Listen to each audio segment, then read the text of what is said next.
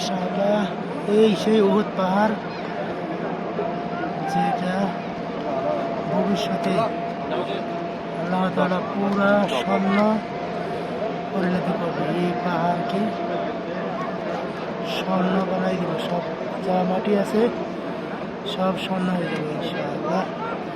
মুসলমানদের যে সব বিজয় হবে তখন।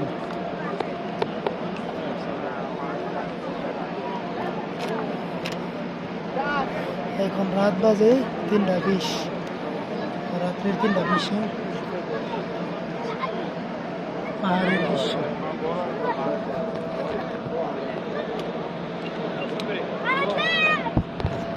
طوع হ্যাঁ